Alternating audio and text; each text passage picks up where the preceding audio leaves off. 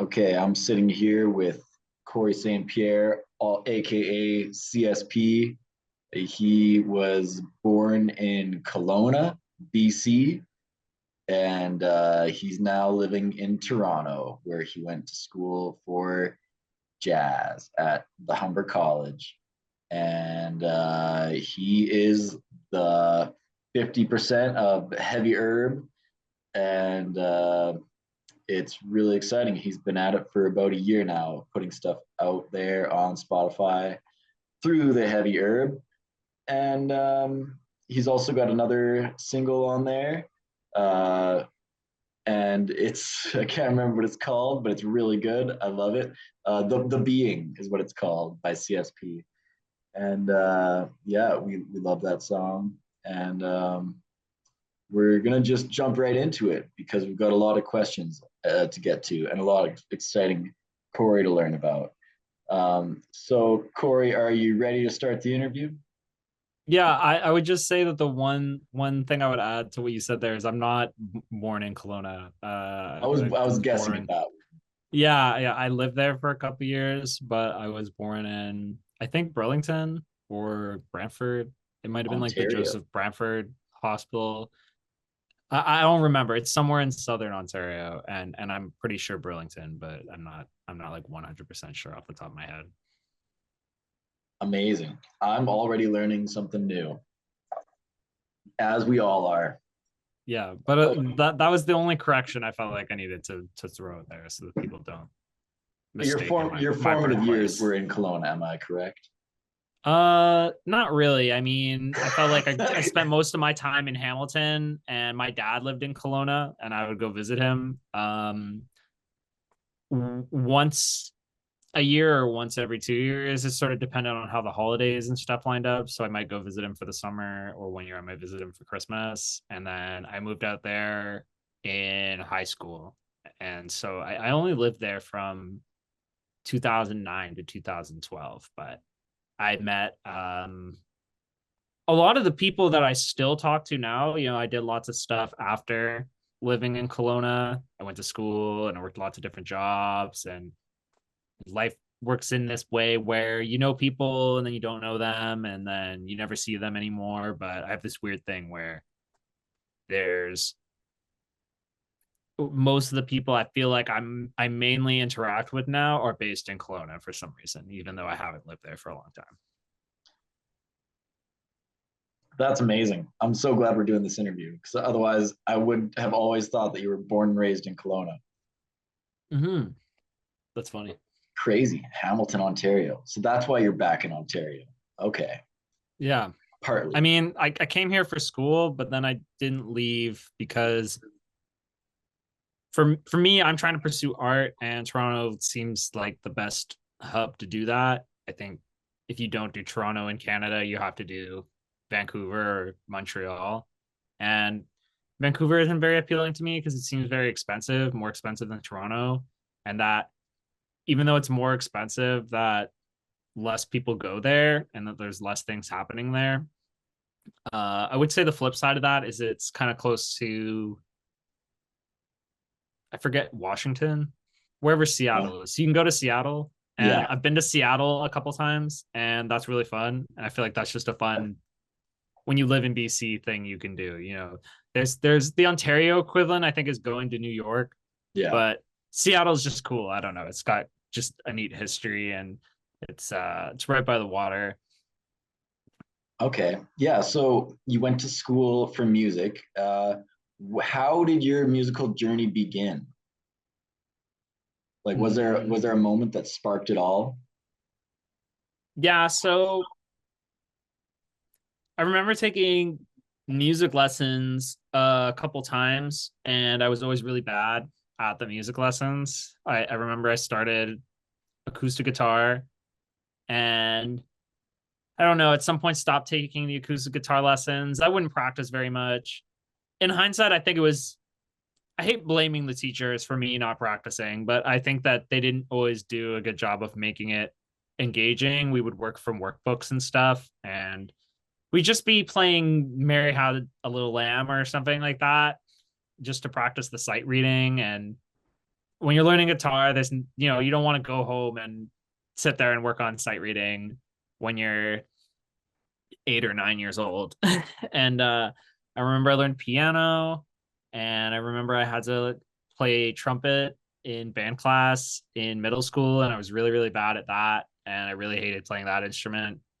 And then one summer, I was visiting my dad, and he played bass, and he had all these basses, and he had this music room.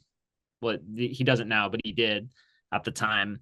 And it was really nice. I had this nice brown chair in the middle and these speakers, and he had a really big CD collection and vinyl collection. And it was set up so that you could sit in the chair and the music would be really nice. And he had like two or three basses and a nice amp, and it was really fun to hang out. There was a computer in there, like the home desktop computer.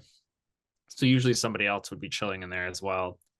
And I think we had this neighbor named Cody, and he played bass. And then he told me about guitar tabs, and he was showing me, yeah, you just search whatever song you want to learn, and then add guitar tab on Google, and then there'll be a little thing that shows how to play it.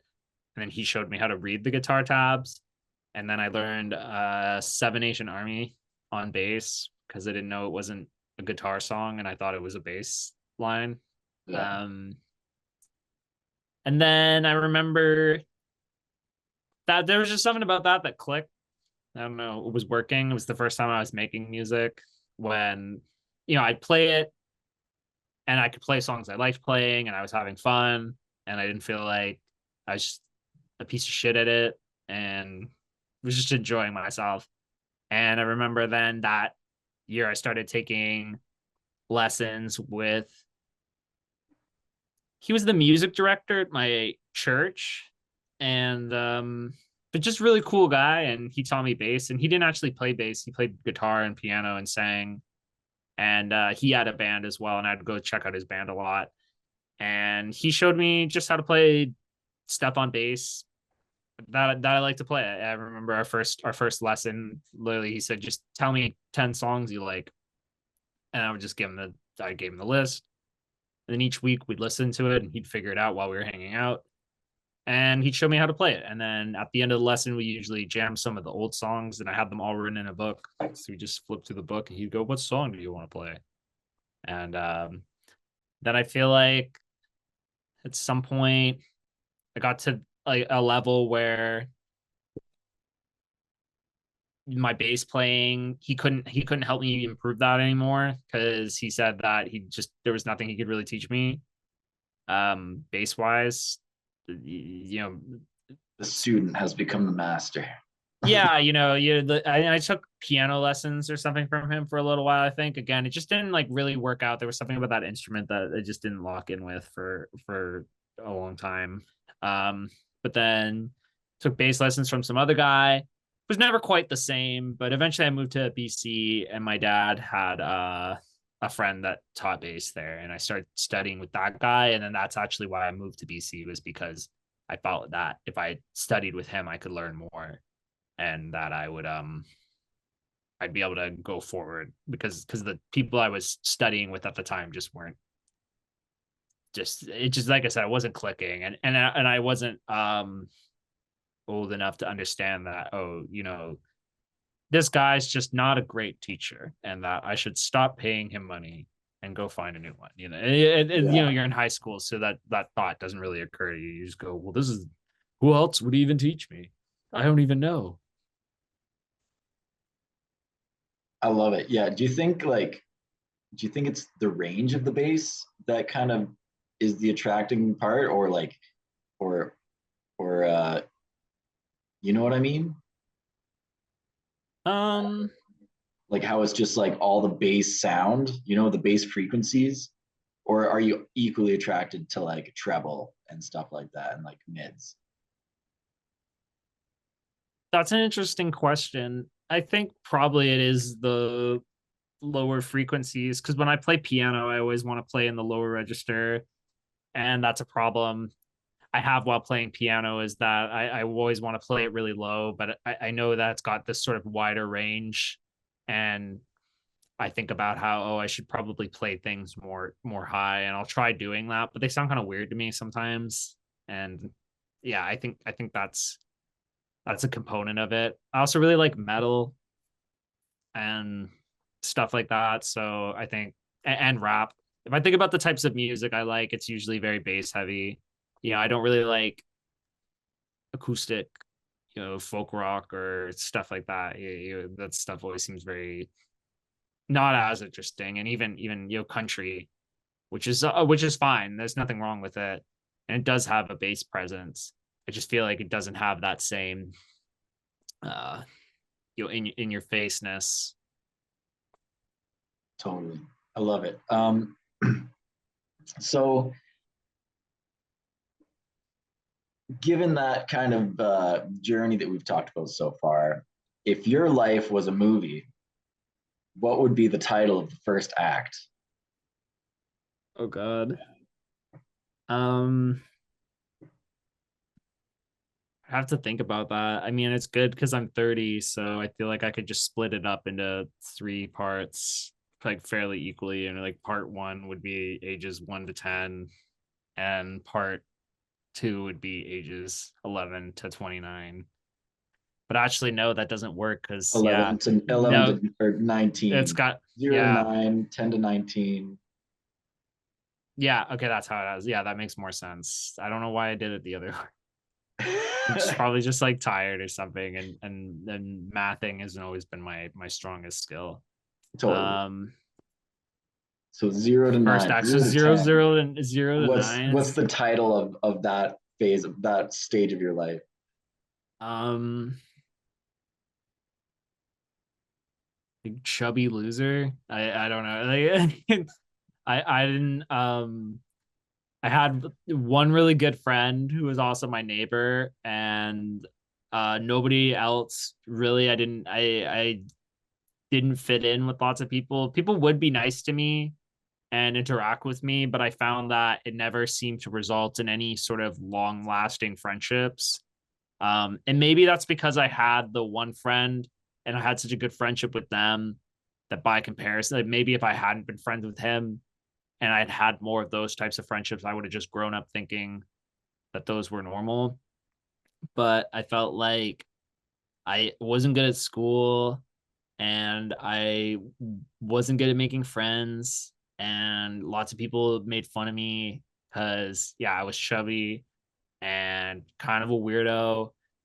Because me and my friend, we played pretend a lot. We did that for a really long time, and we would just walk around and just make up stories, just fictitious scenarios, and we would like it was like role playing or something like that. But we just called it imagination. We just go, let's just imagine, and we just kind of do those types of things. And I think that was like a lot of the type of stuff that people would see that and they think it's weird. I have this memory of someone at school talking shit to somebody else behind my back because I wore sweatpants every day. And that's what I mean. It's like, and then as an adult, you're like, what's wrong with that? But as a kid, you're going, wow, even my pants, I can't do it. And I had no skills. I didn't think I was good at anything. It took me a really long time to stop being that way, but definitely, most certainly during that whole chunk of my life and for a long time after, I was fairly convinced that I was not capable of being good at things or developing skills, and was just, like I said, I very much my self identity at the time was just a chubby loser who liked playing video games and watching SpongeBob and hanging out with his friend who's the neighbor. And I spent a lot of time walking around, and it was still fun. I had a good childhood and all that, but yeah, definitely there was nothing amazing going on in those formative years for me. I feel like we definitely need to write a song called Chubby Loser now. It's such a good name, actually. Like that's a really high quality title. Um, okay. So now you're making music, you're producing music. What's the first song you remember writing? um I wrote it with my that teacher and he just came into our lesson one day and he said, "Let's write a song." And I remember he was trying to teach me how to play it and sing it at the same time, but it was too hard. But we just wrote a little. It was really, really heavily led by him. You know, there wasn't a lot. I feel like my contributions were very minimal, but it was about pudding, and I don't have access to the recording anymore. I think that maybe there's a version of it on MySpace, but I can't access the MySpace account because it's connected to a Hotmail account that's not active anymore, so I can't reactivate the account. And it's on private, so I can't see if that song is still available on there. But I think if it was available somewhere, that's where it would be. Uh, and it just went. Do you like pudding? Boom, boom, boom. Hell yeah. Do you like pudding? Hell yeah. Do you like pudding? Scoop some pudding in your mouth. Hell yeah. Do you like pudding? Hell yeah. Do you like? Do you like? Do you like? Do you like? Do you like Disney? Hell no. And it had like this guitar part that was like, and then I played bass. I did the background vocals. My teacher kind of did the lead vocals. He did the "Do you like pudding? Hell yeah" parts. Hell yeah. And yeah, and he literally, I feel like the way he wrote it, he said, "Let's just write a song." And I said, "I don't know how to write songs." He said, "Well, what's something you like?" And I said, "I like pudding." And he said, "What's something you don't like?" Disney. Yeah. and, Hell then no. yeah, and then that's it. And he's there you go. And that's how you write a song. That was the first song I wrote ever. And it was a really long time until I wrote another song after that. But that was the first one. So you wrote the closers, and you also wrote the being. Yeah, I wrote the What's closers. Yeah. You wrote the closers. What's the difference for you between um, finishing a song that never gets recorded or finishing a song that does get recorded? I guess it's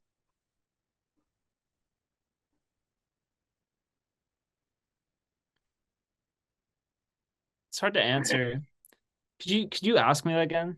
Yeah. So like, Just say the question again. let's say how do you decide when a song is finished if it's not going to get recorded and it's only going to get played live? We'll just break it up into Oh, two I questions. see.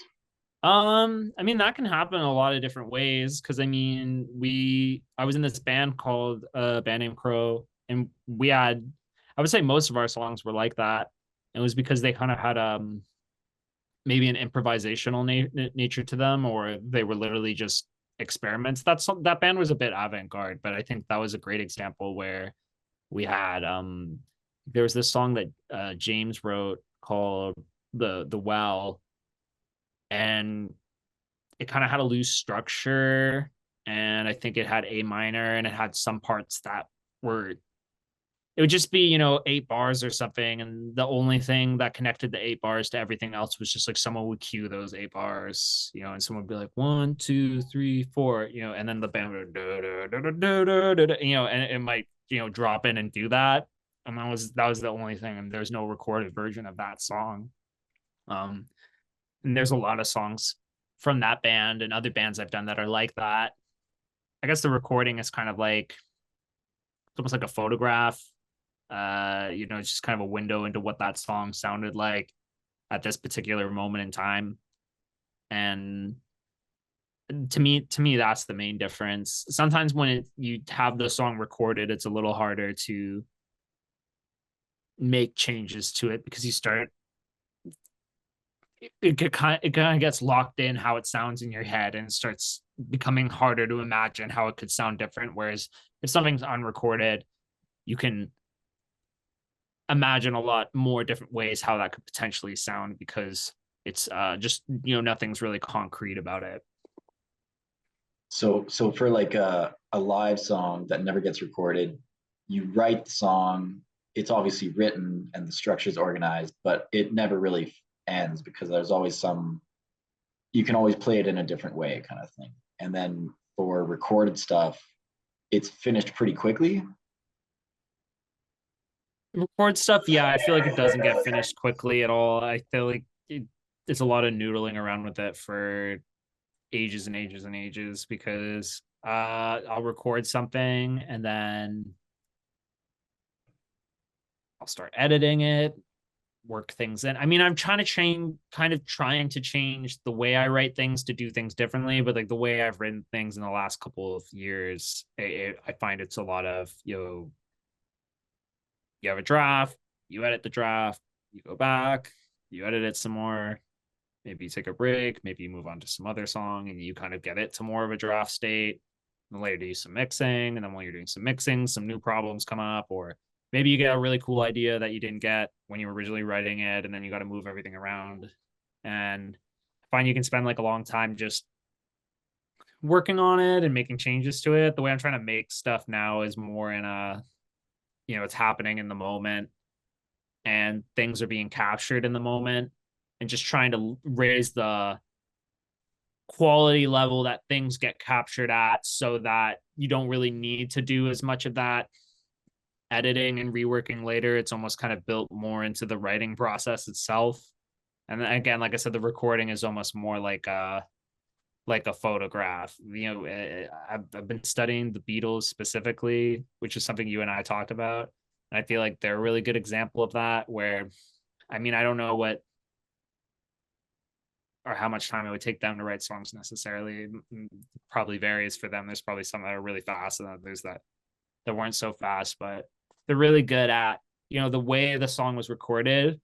You would hear a live version and the live version would sound basically exactly the same. And, there's something really impressive. That they could probably just show up and literally do the song 3 times and it wouldn't be so much a matter of, we should this bridge, we change this part. What about these levels there? It's more like, okay, that was a good take. Let's try another one like that. Wow, that was really good. Maybe we could do one fast. Whatever. And Yeah. there's something, I feel like that's the level to aspire to, but I don't feel like I'm there right now. Yeah.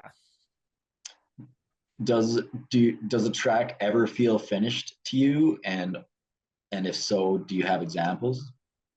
Yeah. Am I flying it? That's a great example. Like basically everything with Heavier is one where it feels like a complete cohesive track to me.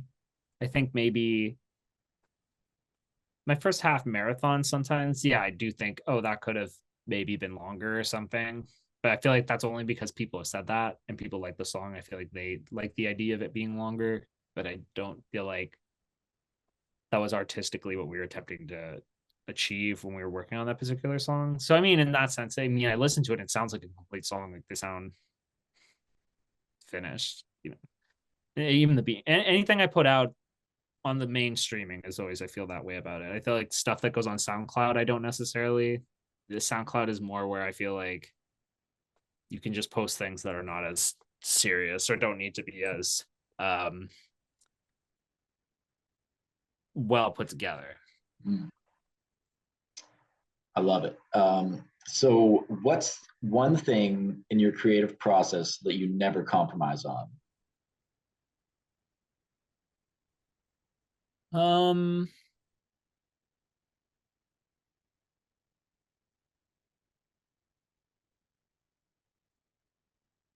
I guess quality to an extent. Um, I don't like working on stuff and then listening to it and noticing things that are wrong with it. And I just can't bring myself to put things out that I'm not at least happy with, the base quality. I think I don't want to use the word compromise necessarily, but for example, I feel like Tropical Christmas is a song where maybe the songwriting was compromised because it got to this point where it could have been shaped into other directions, but we would kind of been working on it for an amount of time, and it was kind of it had a form and a length and logically worked as a song, and you could justify all those components to it. And so I didn't feel bad about leaving it where it was songwriting wise, because I felt like this just feels like a good representation of where our songwriting skills were at this time. But I mean, the quality, like if you listen to that song, even though there's nothing wrong with it. Like I said, it's like a just good song. Like I feel like it's not like as good as some of the other ones we've made, especially to date. But that's one where the when you listen to it, the mix is still good, everything's still balanced. I spent a lot of time, an insane amount of time, just trying to make sure it sounded like just good, listenable, and high quality. Just because like I said, I feel like I can live with maybe the songwriting not being at this prolific level or whatever. But if it's that's the problem with it, and the recording quality is bad on top of that. Hey Zan, we're doing an interview. Oh, sorry, I'm not recording. This will be on YouTube now. It's part as well.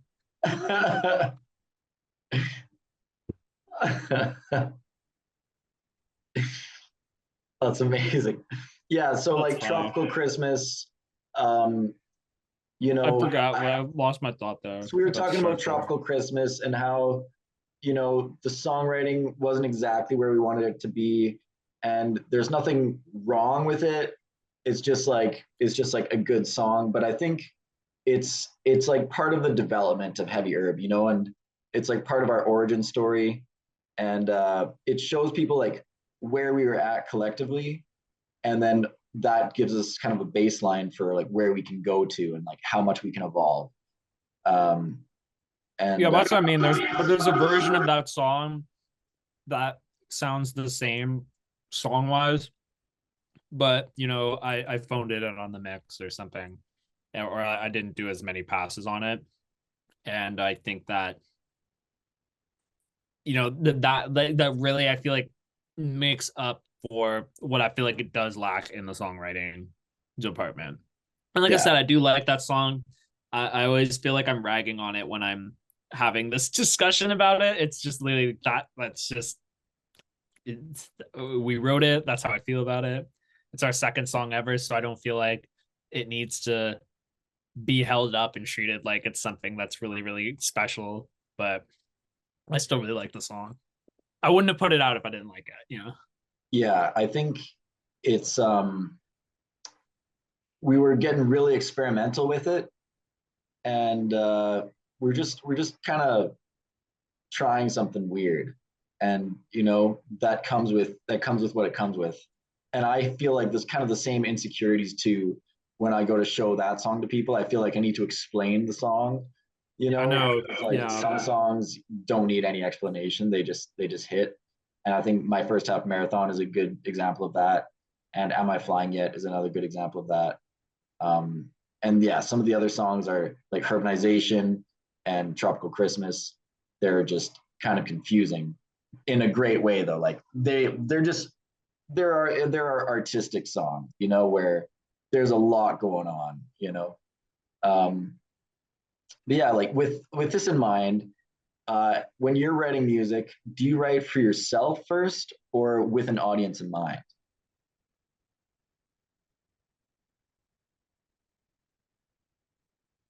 Yeah, I feel like it's been for myself for a long time, but I've been trying to shift to an audience perspective because well, I think for a long time I don't know who I was writing for at all or doing anything for. I think I was just doing it because I wanted to do it and I was having fun doing it. So I guess I was doing it for myself in that case.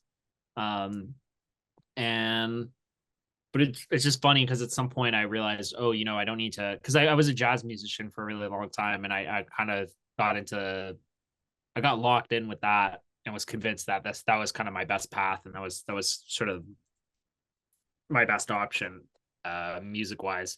But then at one point I realized, oh, you know, I don't really need to actually work on that genre of music, and I could free myself open and I could do stuff that I really liked working on. So I feel like I spent a couple of years there just having fun making things that I hadn't been making before and just enjoying that process.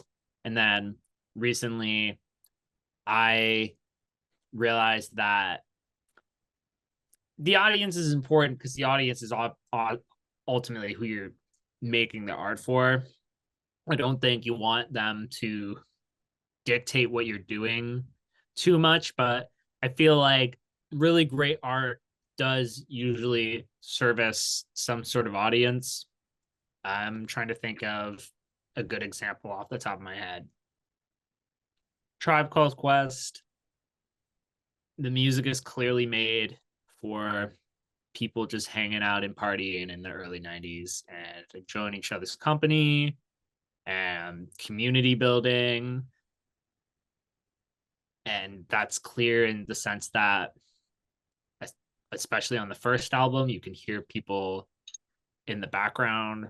It sounds like there's a crowd of people, be a crowd of people go, push it along, push it along, and it just sounds like that's where they're at, And so I feel like that's an example. And that those albums are really, really, really good.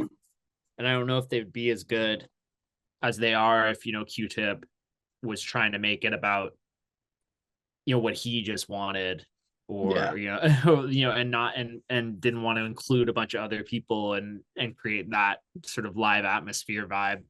And even Bob Marley, that's another really good one. He's one that just pops in my mind as like very obviously message driven music, where he's singing songs about connecting with one another and loving each other and having a good time. And those aren't songs that you sing for yourself by yourself. Those are songs that you'd want to share those songs with other people. So I think in the past, yeah, I've written a lot towards myself, and I'm trying to figure out how to write stuff that other people would enjoy more. I love it. Okay, that segues perfectly into the next question I have for you, which is, who are your musical heroes?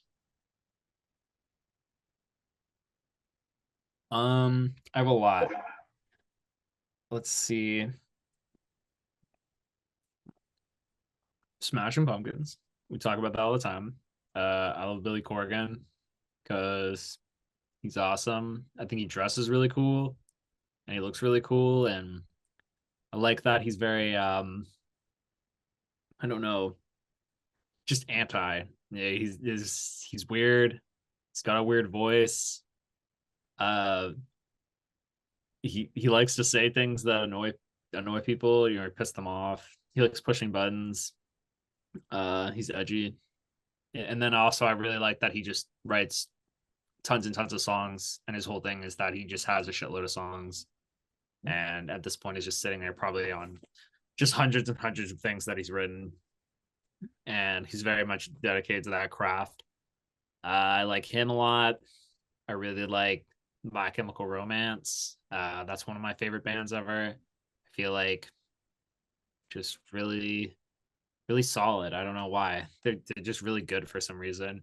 I feel like I heard someone describe them once as the last great classic rock band, and I feel like that's true. And I think that like they are, because you can't really think of another band after them that had a really popular rock album that is like iconic and relevant in the current culture zeitgeist. I mean, I'm sure someone would be like, oh, this one, but I swear Black Parade, this like the 2007, I can't think of another album with a bunch of songs that you would hear as singles on rock radio. And it's just like a good mix of punk and classic rock. They really just swirl all the different elements together really well. I was talking about this with my older sister once. They have this song called I'm Not Okay, and it's one of their most popular ones. And it's got like all the classic pop writing tools in it. It just feels like a classic pop song. But at some point there's, like this little breakdown section that's kind of like it feels like a waltz or something. And then the waltz ends with just like a screaming guitar going, and it sounds like an 80s like hair metal dive bomb. And then it goes into like a little breakdown section. And you're just I feel like their music is the way they incorporate different elements into it is always really creative and interesting, and manages to come across as its own unique thing and you only start to really understand how it's constructed out of all these different influences after looking at it for so long. I really like Kid Cudi. He's one of my favorite rappers. I like that he kind of sings and raps, and I always like, yeah, more so than a lot of the other hip hop artists, kind of dabbles in the rock stuff, and I feel like does a good job of kind of mixing that in um, more effectively than a lot of other people. Like you can tell that it's something he's just, he likes that genre. He's clearly connected with it. Really emotional stuff. Those are like the three. Like Thundercat's a really big one. I love Thundercat. Yeah. Obviously, he's really great at 6-string bass, and his songs are really funny. I like Frank Zappa a lot. Sort of similar reason I like Billy Corgan. Just very, very anti everything. He's weird.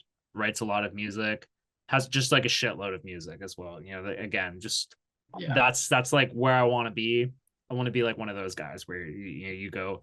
It's just, it would be exhausting to go through their work because there's so much work because they've made so much. And that's what I really like about him. But also, that he's just so weird, and he's got all these songs that are just, they're just strange songs. You listen to them and you go, that was like, I don't even know what inspired that, or how you arrived on this concept for your music. It's hard to describe. Those are kind of like the really, really big ones I can think of. There's like a lot of jazz as well. I spent a lot of years listening to jazz, or like John Coltrane and Ahmad Jamal and Bill Evans, and was really into Miles Davis for a long time. I'm like not as into him like these years, just because it's not as bad or anything. I feel like I just kind of wore it out a little bit, maybe. Or you just find other jazz artists and you realize, hey, like they all just kind of improved upon what he was doing at some point, with the exception of some things. We were talking about Kind of Blue last week, and I was literally giving that to you as an example of an album where I was going, that album is really cool because it's just so disciplined, and you can tell that the album was accomplished through something that went a level beyond songwriting and dipped into what we're doing performance wise as a group. Those are the main ones I can think of, off the top of my head. You were looking for just musical influences, right? Not your musical heroes. So that's those were all of them. And you also got to slide in the word zeitgeist, which was dope. And somehow I knew you're going to use that word. That's funny. But so my next question, if you could collaborate with any one of those artists today, who would it be?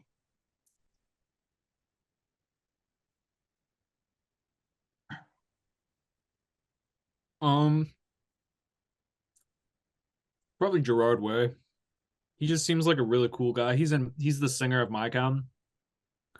And he has all these solo recordings that he does as well that are great. And I feel like he's also on that. He's just going to the studio and hanging out with a couple guys who play drums, and he has session artists, but I feel like they're artists that he works with regularly and writers that he works with regularly. This is the sense I get from his interviews, and he just kind of sits in there. Like he talks a lot about just the craft of songwriting and how he's really into just sitting down and choosing what drums you're going to do, and setting a guitar tone, and then we're going to write this kind of song. And I feel like collaborating with him would be cool.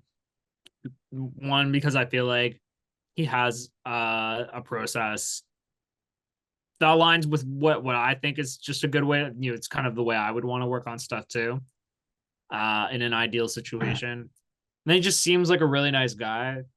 He's one of those rare famous artists where you just see interviews of him and him interacting with people, and the stories people say about when they meet him or they do interact with him. He just seems very humble and chill. And I feel like he'd be cool to hang out with. Kid Cudi is an example of someone where I'd love to collab with Kid Cudi, but there are stories where people go, oh, he's difficult to work with because XYZ, or he has these things going on and he's more of a mega star, and those aren't knocks against him. Like, it's all completely understandable type stuff, but it's those kind of things that you would hear that you don't hear those things about Gerard Way ever. You read that where you go, okay, he just seems like he probably is a humble, chill guy that would go, yeah, let's just work on some stuff. Yeah. I love that. Okay, what's the last song or artist that gave you chills?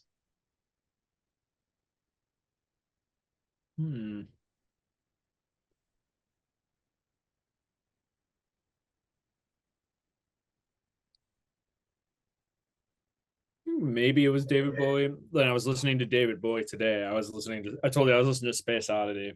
Yeah. And I never really loved, I have listened to the whole thing, but it's been a long time. And I was listening to it on my walk, and like with the headphones, and when you hear the headphones, you can hear the mix, a lot more clearly than when you listen on, I don't know, speakers or something like that. And I was just really taken aback. I was going, wow, the lyrics are really good. It's like painting this very pretty image. There was something about like how the stars look different or something like that, and I felt like I could see the image in my mind. It's like, and he's saying like the stars look different because you're just like you're passing through them, obviously, but there's just something about how when he says the stars look different tonight, that you just, I don't know, it just, like I said, it just felt like the image pops into your mind, and then he's got like a really nice string section on there. I don't know if it's strings or I always forget the name of it, but there's this type of keyboard that samples, a mellotron, that's what it is, and you can sample the string sound, and then it will assign the string sound to all the different keys, and so it'll sound kind of like the strings, but it's a sample, and it's like a sample being looped, so it has kind of like this weird like kind of tone to it, and so I couldn't tell if it was real strings or if it was a mellotron, but I think it was strings. It's just David Bowie just traveling through space. Yeah, dude, and he's got this very rich, like very deep voice. I couldn't do the voice style he does. It's definitely, I was thinking that while I was listening to it. It's just way lower than my voice is. I can't even do it. Major Tom to ground control. I have to go silently. It sounds so forced, but for him, that just sounds like it's his talking voice. Okay. How do your personal experiences filter into the music that you make? And are there any themes that you find yourself revisiting? Yeah. I think more recently in the writing I've been doing, maybe more personal experiences are coming across, and I think that's just because I've put a bigger shift on lyrical stuff. A lot of the stuff I wrote before that doesn't have any lyrics at all, so I feel like it doesn't often reference personal experience. But what I will say is with the instrumental stuff I've done, I feel like it references personal experiences in almost more of a less direct emotional kind of way. Like I'll try to capture a specific feeling. Like there was that song I showed you, Silent Warrior, where the song is just kind of like, it feels like it's sort of ramping up, and at some point there's like a big sort of, there's a sample of an ocean wave, and the music's ramping up, and it's just like, and it's all just kind of building up, and then there's just like a hard cut, and it just switches to like a different sort of energy. And I was telling you about how that was kind of like I don't know, a metaphor, a musical metaphor for dying, and how sometimes people when they leave your life, just like things are really intense like that, and then they're just gone, and it's just like this really heavy absence you can feel. And so I feel like there's a couple times in my life where I've had a feeling like that. Like I know how that feeling feels. And then I know when I hear how the music sounds, if I've successfully captured that feeling, because if I feel the feeling while I'm listening to it, then I know that, at least like from the way I experience it, I've captured that. So I feel like in those ways, I've captured personal experiences, but I think I've only done that successfully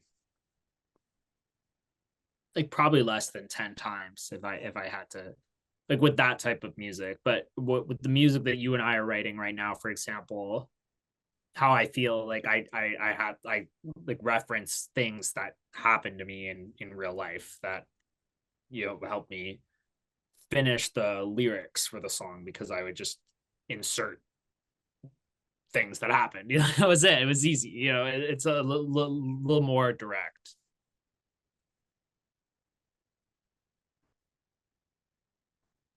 Hell yeah.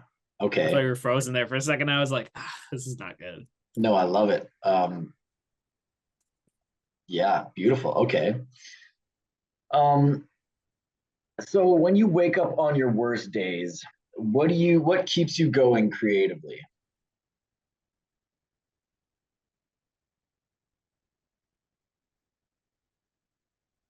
Sorry, I took a bite of that burger right before you asked the question. Crushed it. I'm sorry for everybody online that is watching me eat while doing this interview, but I'm really hungry. What gets me in the morning? It's like a really weird motivation structure. I feel like it's not one I feel like I've only heard one other person reference it before. Um, and I'm sure other people do use it, but for me, it's that it's like I can't even bring myself to quit. It's like this thing where I want to quit, I don't want to do it anymore. Like I'm done. I've done all these years. I kind of want to just be a regular person and watch TV and be content with that. And but I can't. It just doesn't work. If I start doing that, I just start getting erratic and depressed, and I start acting just unusual, and I'm easy to trigger. And it's very much I need to do it because I feel really compelled to do it, and when I'm not doing it, I feel like a giant piece of shit. And like my main motivation is just not feeling like a big piece of shit.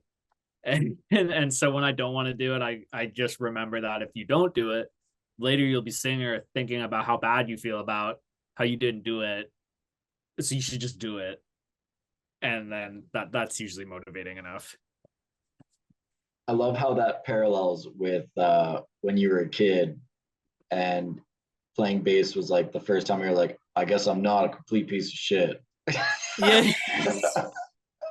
That's what I mean. I don't know where that comes. It's like my sister and I, we have a running joke where um whenever it's like a quality you have, you just preference the sentence where with I have the childhood quality that makes me, and then just explain what your flaw is.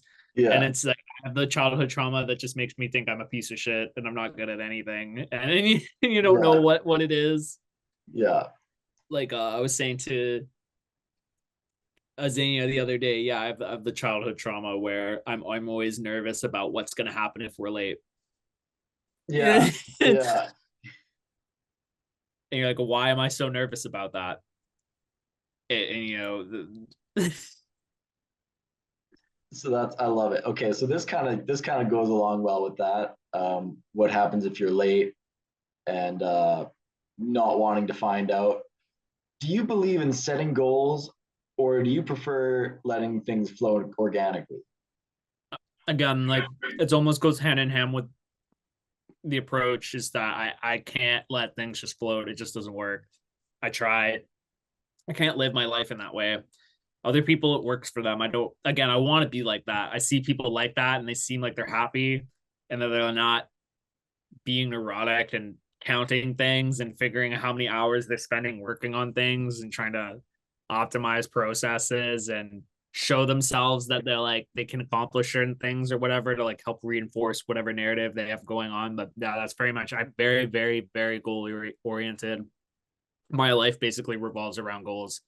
Um, in a positive way. It's not, I'm sitting here obsessed and but I find it just gives my life the structure it requires. I basically build in a new habit every 21 days or so. And that's basically like a recurring 21-day goal where, goal one might be, I'm going to get up at 8:15 for 21 days. And then every day you get up at 8:15 and that's the only thing you need to do. And you feel good. Like, cause then it's like the first thing you did was get up at 8:15 and that was your only goal. So there you go. Then at the end of the 21 days, you go, okay, now I'll get up at 8:15 and then I'll meditate for 20 minutes and I'll do that for 21 days. And then by the end of that 21 days, now I'm getting up at 8:15 and I'm meditating every day. So it's like, I'll add another goal, and then I'll start doing some stretch and then I'll just keep doing that to sort of stack whatever I'm doing. And when it's going really well, I've gotten it to places that are, I'll enter like a really highly productive cycle where, I'm getting up at 6 and exercising and writing music and mixing music all before I go to work. And then I go to work. And then after work, I go do more music stuff. And yeah, I knew a lot of people in college who were able to kind of do the loosey free thing. It never worked for me. I just require structure for some reason. I love it. I love it. It's all coming together. It's all coming together. So let's take a little detour. What's one thing about Corey that the world still doesn't know?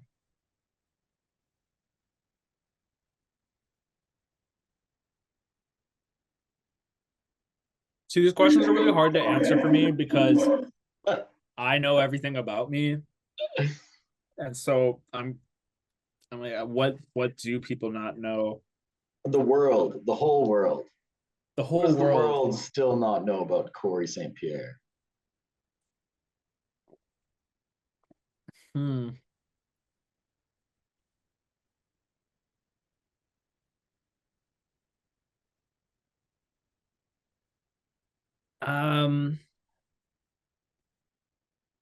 the longest time, my favorite food has been tortellini. And I just love tortellini. I think it's fucking fire. My girlfriend laughs at me because of how much I like it. I had an aunt who, on her deathbed, the last time I ever spoke with her, told me every time she sees tortellini, she thinks of me because she knows how much I like it. And I feel like that's like a good random fact that I know nobody knows that, but like anybody who knows me really well knows that I really like tortellini. That's awesome. That's awesome. Okay. How do you stay grounded while the world around you changes?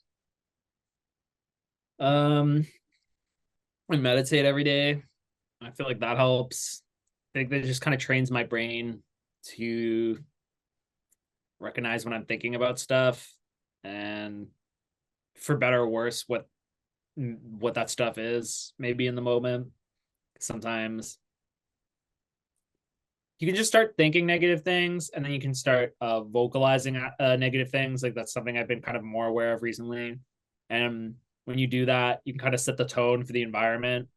So sometimes if you're thinking negatively and you're not being mindful of your thoughts, you could be in a room with people and you could just start saying negative things. And they won't be mad or upset with you necessarily, but you might kind of push things into kind of a more negative direction. So I feel like the meditation helps. But sometimes, and again, this is more recently what I've been trying to do, is I'll be talking to people and I'll think about something I want to complain about. Like it'll just kind of pop in my mind and it'll be the person where I could complain to them about this. Just, so I was out at work the other day and this happened and it was really those types of stories, but I'll kind of just cut myself off and just go, you don't need to say that. Because I know if I'll say that, then, like I said, I'll just start this dialect where we're talking about this thing that, I just was thinking about how it annoyed me. So why would I give that more time? Yeah, so the meditation, exercise, I've been getting more into that. I've been trying to get 10,000 steps a day. And then more recently, I'm trying to add working out back into it. And then just like a little bit of running as well. It just mixed in with the walking, and most of that stuff helps. Like I would say that's the most grounding stuff. Everything else is just stuff. Like I was thinking, there's TV shows I like watching, and I feel relaxed when I watch the TV show. But I don't know if the TV show makes me more grounded. True, true. Yeah, it might take you off into some different place, but be distracting. Okay. When people think of you in 5 years, what do you want to be known for? Takes a bite of hamburger. Mm-hmm. The time where you ask questions is a good time for me to get a bite while you're talking, and then Well, you're think answering. about my answering while I'm shooting. Yeah. In 5 years, I mean, in an ideal world, probably that I made cool art. Now people really fuck with it, and they want more because they were impressed with the art the first time, and now they feel like they need more. And I feel like that feels like that'd be a good place to be in the recognition wise, because then there's some built-in demand. I mean, in terms of character, I'd like people to think of me as the guy who's trying to help us all win. I think that people get really focused on this like an I mentality, and I want people to see what I'm doing as something that's maybe it's like not always clear that that is the objective, but at the center of the objective is getting good artists and interesting artists, more money and more opportunity, because it's just really hard for artists already. And I feel like on top of that, artists don't spend a lot of time supporting each other or trying to identify those different opportunities or ways that they can work together. And I feel like in the last year, I've already done a pretty good job of bridging like a couple gaps or identifying some opportunities for like what we were talking about, the heavier collaboration stuff, where it's okay, you could get someone to make you something and then you could give them money. And then that's money you're not spending you on Uber or Netflix or whatever. It's like you spend money on lots of dumb shit all the time. It happens all the time. And it's like instead of spending your money on something dumb, you're putting it in somebody's pocket.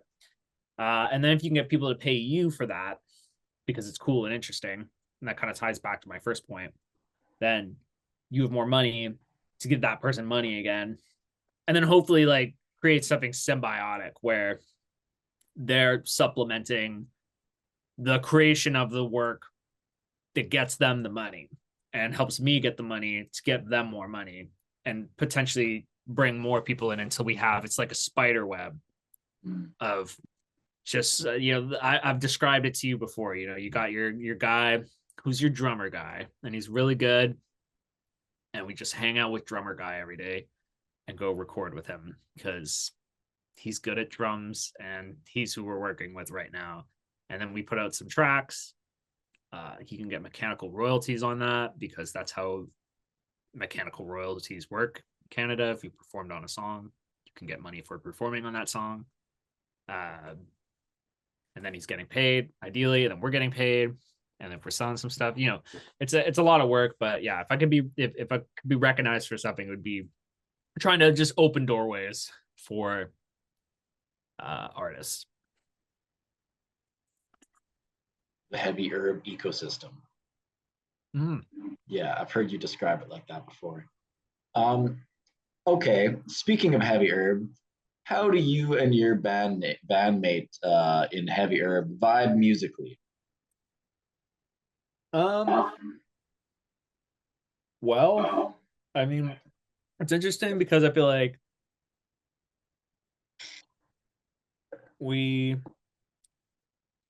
it's not like a really different taste in music, but it's like a kind of different taste in music. I feel like we're both into some stuff that's the same, but some stuff that's really different.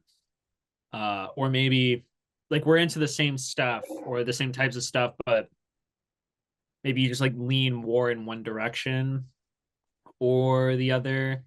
Um, yeah, I mean, I was describing this with the songwriting the other day. I always feel like, you just, the music you listen to tends to be, it feels more positive. The songs you write are a little like happier. They're more about having a good time. I feel like my musical aesthetic and taste sort of lean towards these like darker, heavier, maybe like more emotionally charged type of pieces that can be fun. And again, like the stuff you're listening to, it's not like it's not unemotional. It's like it can also be emotional, but I find like yours kind of leans more into like that fun party, hang out, we're grooving, we're having like, a kind of vibe kind of thing. And mine leans more into towards like there's a guy screaming about, how he's just like he wants to die or something. I don't it's Yeah, yeah, I yeah, feel like it's sort of, but then like I feel like, I'll show you, like I was showing you a Smashing Pumpkins song, for example. I feel like that's a good example of one of those bands where it's like it is very like emotionally heavy. I feel like most of the time, like there's not many fun, goofy Smashing Pumpkins songs. Just very few. Um, and you're enjoying that and you were digging it and you're going, yeah, this is pretty cool. And yeah, I've never heard this. And yeah, I had no idea this song existed. And yeah, well then there's like you were showing me that song. I think it was the stop motion video. I don't even remember. yeah. It was a Petit Belly Voe song, I think. It Yeah, was like exactly. Hammered, Abuada, and John Deere, I think. Exactly, yeah, and that's what I mean. Like complete opposite, but we like both. Those are two listening sessions where both times I feel like we were vibing. But but like we come in with very different suggestions. I think or very different things that we've checked out, or when it comes to I think our because there's the like I think of like I have taste in terms of there's things I like, and then more recently it's almost like palette stuff. That's what I was telling you about before, where I'm checking things out just so I know more things. And I feel like some of the things I bring to you more recently are those types of things where this is a thing I discovered. Like when we were talking about Oasis, and I was going, oh, Yeah. look how they use the acoustic guitar and the electric guitar. And those two sounds just kind of go together really cool. And that was something I hadn't really ever noticed before. But now that I've noticed it, I'm hearing it a lot more. But I think that's kind of a way we kind of gel more musically. I think we talk a lot about just musical ideas. Here's this idea from this song, or here's a thing the song does. That we could do a thing like that. Hell yeah. Yeah. And I think like uh I love just like kind of exposing myself to all the frameworks you use and all of like the analysis you use.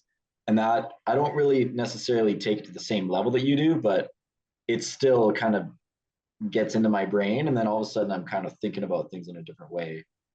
And yeah, we have different music backgrounds, but I feel like similar tastes in music. So we like that, like we can usually agree when something's good, you know, and Yeah. hence heavy herb. Yeah.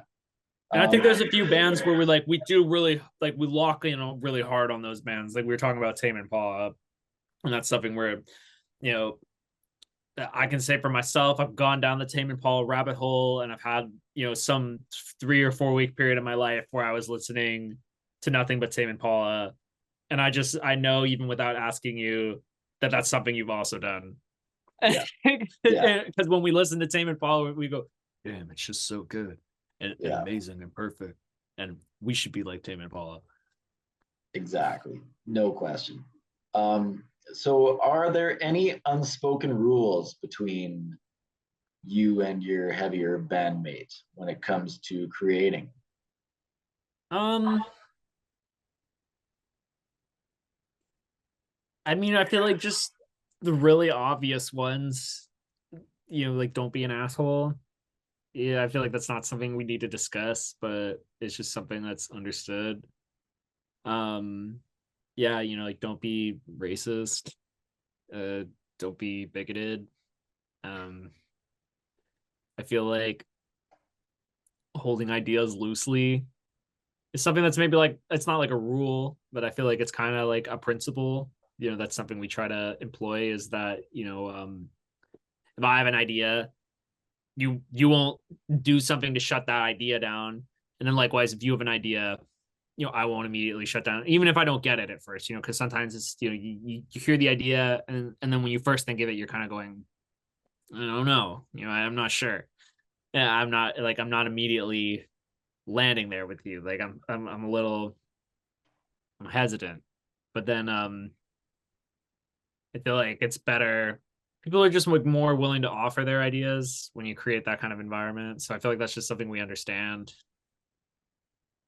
I think those are the main unspoken rules. Just be cool, and be open, and I guess also yeah, just be willing to like say if you don't like something, or just be open about it. And I feel like that's something we've gotten better and better at, is just kind of going, you know, I just don't like it. And I don't want, you know, we both don't want to put out things that, like, it would suck if Jinxz really liked it and I didn't like it and we put it out, you know, and then Jinxz was always like, oh, I love it and I think it's great. And I was always like, I hate this song and I wish it didn't exist. That's not heavier. Yeah. Speaking of that, what's the weirdest, most unexpected inspiration that you've riffed off in a heavy herb jam session?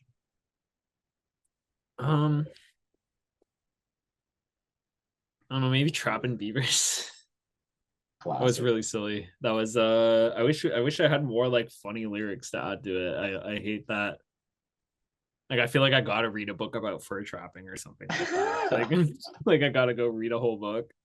Um just like to get the references. Yeah, yeah, because I'm sure there's like little terms and stuff where I can't think of one, but maybe when you're hunting, there's like a word for the gun or something like that. And like I could rap about my musket, and you know, you know, uh that's the only one I can think of. I feel like everything feels like weirdly straight ahead. Sometimes things accidentally happen that just end up sounding cool. Mainly I can think of the thing in Tropical Christmas with the feedback loop thing. That was like a total accident. Not a total accident, but I feel like just evolved different. Like, yeah, because at one point it got fucked up and it changed, and then it kept changing, and then it just turned into something else. And then we didn't like that. Then we found a way to work with it and make it work. I don't know if I really answered your question, but No, you totally did. You answered it with Trapping Beavers for sure. yeah. And then yeah, the thing about the feedback, that was like an uncontrolled piece of music production, you know, like and that's something that that happens with the loop pedals all the time, where you can like take a track, add delay, turn up the feedback, and it creates like every time you do it, it will create a new kind of sound. And so it kind of like throws it up to the universe to see like what is it going to sound like, which is like I felt like it chose like how it wanted to sound. mm-hmm. Like it felt like we weren't in control of it. And Yeah, we couldn't make it sound the way we wanted it. we just created a vacuum and it just entered into it. Yeah, I mean we eventually found it, but it took we fucked around with that for ever. So long. It sounded really bad for a long time, that specific part. It sounded great originally. It sounded amazing. It sounded perfect. And then we listened to it one day and it sounded terrible, like the worst thing ever. And then we had to really. And it was just because we had mixed everything, like just started balancing everything. And as soon as you started balancing everything, it started changing the way it feedbacked. And then it just didn't feedback in the same way. And then like you can't undo all that other stuff like in favor of like, I don't know. It was tricky, but yeah, that was a weird rabbit hole. That song is just weird in general. And, you know, it's like I said, it was a funny song to write, even just the whole second half. It was supposed to lead to some whole other section, and then we were having such troubles writing it that we went, what if it just ended here? And and since the whole outro of the song is not even the outro, it's the bridge to some part that never got written. And the fact that it's already, I feel like it's like a 5 minute song. It's like it we had written it the way it was originally intended to be written, it would probably end up being 20 minutes and it would be super ridiculous. Yeah. Yeah. Real facts. There was supposed to be a big band section. We could not figure out how to do it on our budget.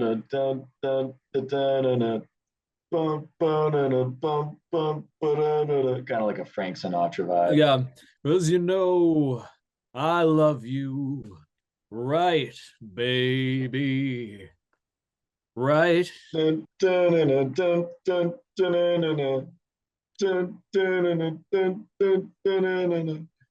Okay. Because you know, It's I love you.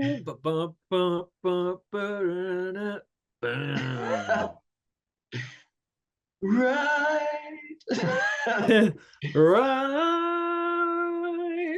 Yeah, perfect. Okay, so looking forward, if Heavy Herb had a headline show anywhere in the world tomorrow, where would it be? Probably Kelowna. I feel like that's where all the fans are. That's where I would want to play. Like a house party or something. Or maybe I mean, I wish the Habitat still existed, or else I would say the Habitat. That would be a dream come true. You know, if I could play the Habitat as Heavy Herb, That'd be crazy. I feel like I would make it. You know, like I would be like, hey, I'm here. I did it. Now it's me. We are the city now. Yeah, I'm a member of We Are the City. But not really, no. I'm Yukon Blonde. I remember Hot Hot Heat played at the Habitat one time. No way. That's crazy. I was like, no way. I thought they were way too big to play the Habitat. No, but I guess that goes to show how small they were. They're one of my favorite bands growing up. Yeah, I think the biggest band I ever saw there was Arkells, but it was before they were really, really big. Yeah. So now the Arkells are huge. Like I saw this post about, it was like such a funny thing to see. It was just like it was a picture of the Arkells or something. They were at some award show or they won an award, and someone called them the RBC of Canadian rock.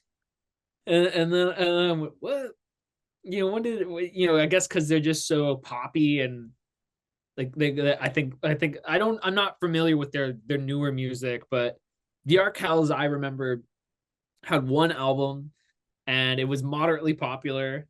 They were only popular in Canada as far as I'm aware. You know, maybe popular in some other places, but for all intents and purposes, mainly popular in Canada. And getting up a little steam. And that first record they made, Jackson Squares, it's good. You know, it's got basically all bangers on it. I don't know much about their later stuff, but it's just so funny to see the script flipped on them. But I saw them at the Habitat on that album cycle, and they were, you know, the Habitat probably holds max 300 people. Yeah. You max, you Maximum, know, probably yeah. Probably it's probably more like 200 or 180 or something like that. Maybe 150 even. yeah, exactly. I mean, because it's got an upstairs and some hallways, so I was thinking, yeah, if you count the upstairs and the hallways, I think 180 to 200, probably 150 to 200 realistically. But yeah, but still, I just imagine it's like when you go back to middle school and you notice the lockers like aren't very big. They're actually really tiny lockers. You're like, oh. This is why they struggle to make money every day. Yeah. Okay. So what's next for you musically? And are there any genres or styles you've been itching to explore? Yeah, right now I'm really focused on songwriting. Really the type of songwriting where the focus is on just the lyrics and the chords and the way those things interact together. I feel like up to this point I've been really focused on the sound textures and the types of sounds and the beats and what instruments I'm going to pick. And now I'm trying to get it more to just a basic song level where here's the idea and then it could just get translated to other stuff. You know, there's stuff I feel like I've written recently where I can imagine how a guitar player would play on it, but there's no guitar part written. But there's the chords, so you could give it to a guitar player still and just say, write something like, and they would do something, and it would work, and it would be almost better probably because they'd probably just come up with some shit that you wouldn't have thought of that like makes you feel like your idea has gotten freshened up because you've heard this new thought. In terms of where I want to go musically, yeah, I mean, I guess I really want to focus on that, get like a lot more inside of that sort of. I mentioned earlier in this interview that I was working on studying Beatles music and just seeing, what chords do they use? How are they writing lyrics? What do they write about? What words do they rhyme with each other? Just like that kind of basic stuff. Just really trying to like figure out what are some things that would make the song sound good and help me write them faster and help me make it so I can write more good songs quickly, so that hopefully by increasing the overall volume of what's being output and the quality over time, better and better things will sort of come to the surface. So I feel like musically it feels like I'm very much exploring this 1960s pop rock stuff. I'm very caught in that right now. I've been checking out a lot of stuff adjacent to it. The Beatles, the post Beatles solo projects. I was listening to Oasis. What's up? Yeah. Yes. I love you too.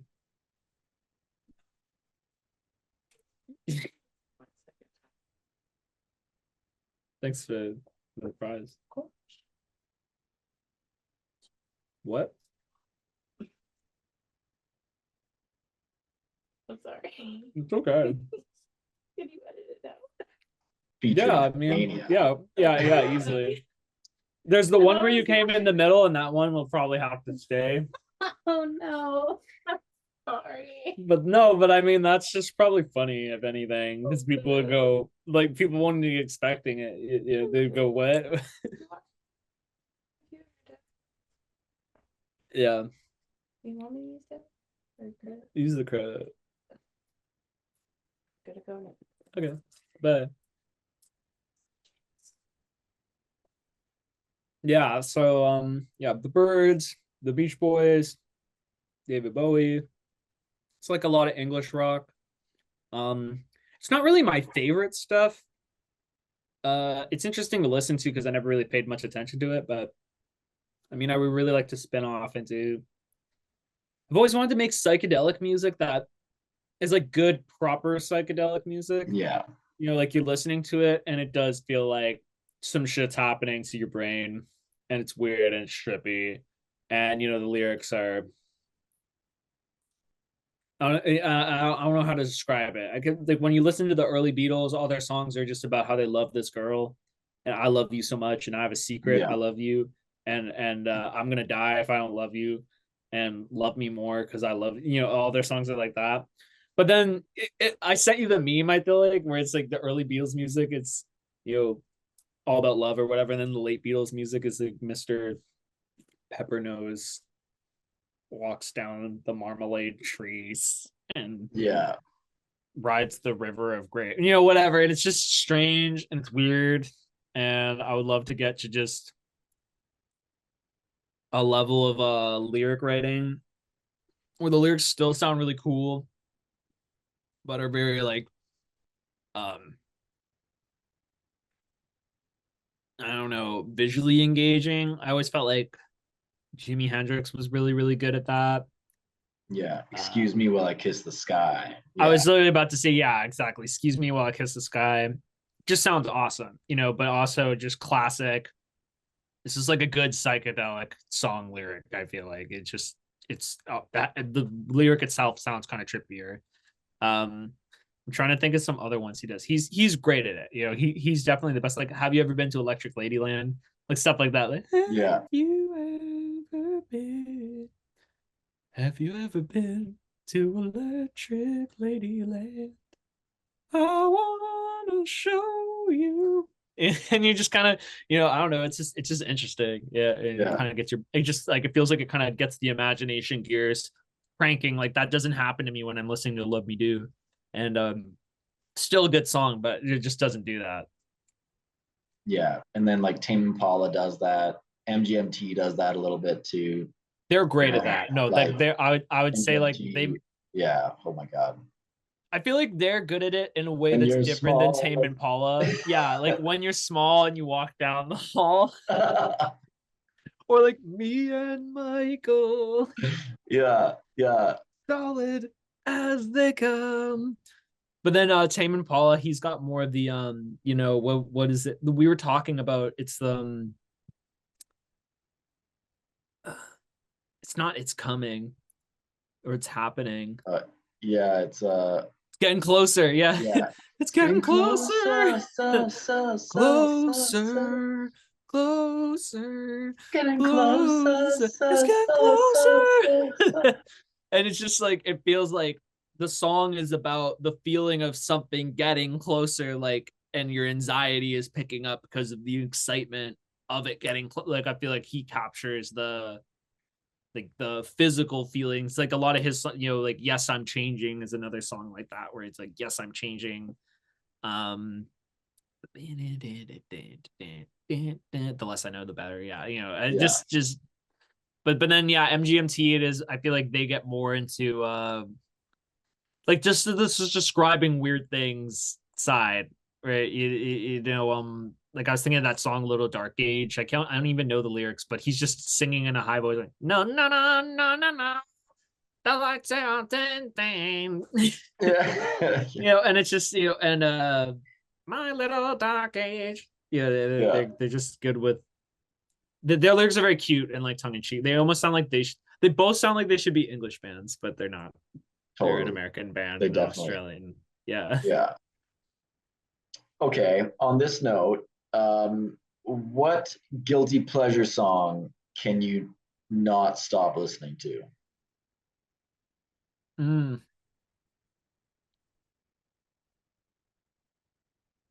Like just in general or recently? Up to you. Okay. I was gonna say, I don't feel like I have any recent ones. Like I'm pretty good like about like not having guilty pleasures, in the sense that like most stuff I feel like I'm able to enjoy it shamelessly for the most part. But there's definitely something in there that I'm not thinking of What's the immediately that's last not. time you enjoyed a song and you're like, oh, I can't tell anybody I like this song? I Nobody don't know can if I don't know. know if I like the song. I don't think I do. There's this really bad song by this guy named KSI that dropped, and he's just getting memed really hard on the internet for it right now, because I don't even understand all the drama connected with it. I feel like he just got like ties to Mr. Beast, and they were doing Lunchly, which was supposed to be like the Lunchables rival, but in the video you can just see them all trying to eat the food. But whatever, like I was listening to that because everybody's making fun of it on the internet, and it just keeps getting stuck in my head because it is really catchy, and so I don't like it. But whenever I hear it, I always think it's not a bad song. And then sometimes when I'm sitting there, like I'll hear like the whoa, whoa, that's just how the story goes, in my in my head. And then you're going like, that's probably a guilty pleasure, that but like also I don't want to listen to the whole song. So I feel like it doesn't really count, which is why I don't want to throw it in there. Let me just pull up my music library first, and let me see like what I've been listening to over the last couple months, and maybe something will pop out here.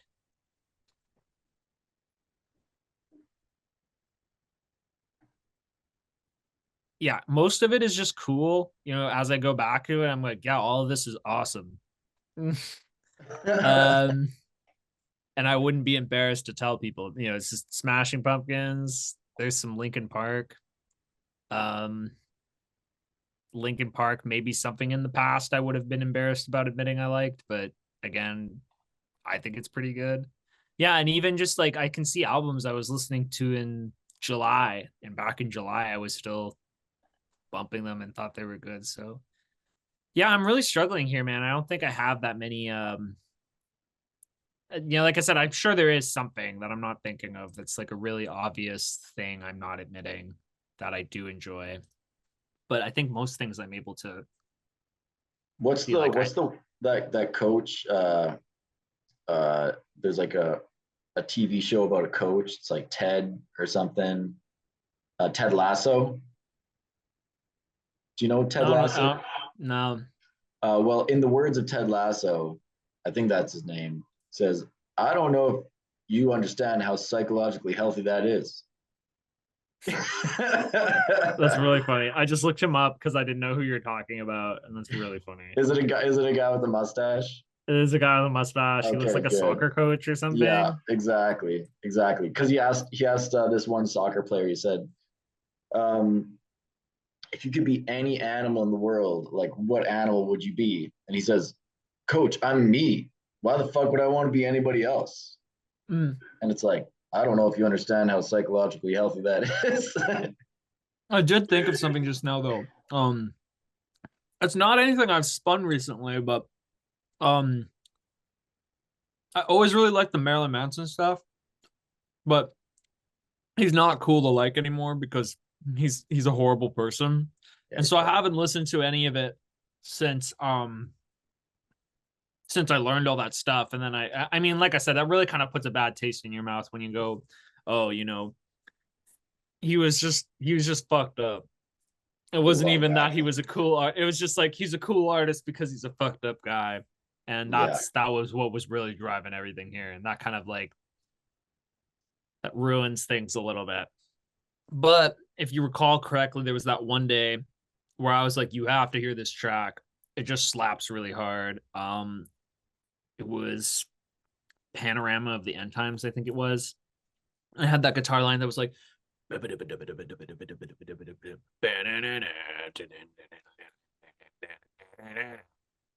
yeah, yeah.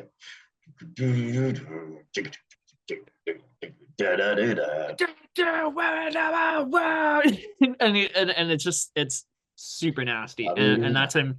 I can't help but admit that I do think it's good and I like it. And I don't want to like it because I hate that he's a creep who was locking up women in something he was referring to as the meat locker and making it really cold in there. And I don't know, like again, one of those things where people are like, he's innocent, so proven guilty. But I also feel like you heard all these things about him for the last 2+ decades. Like it's more that, oh, okay, now that it's in court, like it was like those things were also probably true, and a lot of like he's Yeah, probably just not, and I feel like he had a fucked up childhood. Not that it justifies anything, but I feel like he's probably just a fucked up guy, and who's yeah. doing fucked up things. And again, like I said, it's like you realize, oh, the art is just he's just a fucked up guy. It's not even that he's just creative and a cool guy. It's like he's creative and horrible. Hell yeah. But yeah, his first 3 or 4 albums are like basically perfect albums. They're all like really, really sick and really nasty. And good stuff on there is Wiggy Ramirez. He's a badass. He's on that shit too. Eat Me, Drink Me. Lots of people hate on it. I still think it's good. Don't break my heart shaped glasses. That's a good song. And then he had another song album. I think this was his last good album, in my opinion. It was High End of Low, and that came out in 2009. And that one had really good songs on there. The one that's particularly come to mind is called Arm a Goddamn Motherfucking Gettin'. And like, I mean, that's just always like, that's just like a good song title name. And then literally like, that would be the chorus. He's like, it's Arm a Goddamn Motherfucking Gettin'. Yeah. Is he still alive? He's still alive. He's facing a lot of legal troubles right now. Wow. And he's really good friends with Johnny Depp.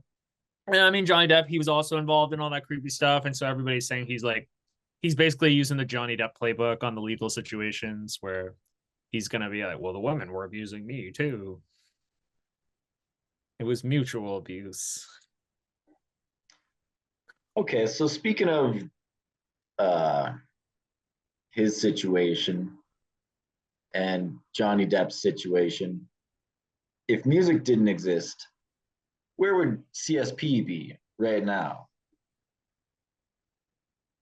Um, I would probably live in Hamilton, and I would probably have some stupid day job, but it would probably be more industry based. You know, maybe I'd be a steel worker, or it wouldn't be good, you know, because I only left Hamilton to pursue music, and when I lived in Hamilton, and when I look back on my life in Hamilton, I feel like it was not a life that was, you know, brimming with direction. And I think I would have just kept hanging out and, you know, smoking lots of weed, maybe doing harder drugs. I had a lot of friends that switched over to that stuff after I left, so who knows if I would have gone tangled in that. um yeah, I don't think it'd be anything good. Love it. Okay. That's my last question for the interview. So thanks so much, Corey, for all your thoughts and commentary. And we'll catch you in the next episode of heavyherb.com. Good night, everybody. Good night.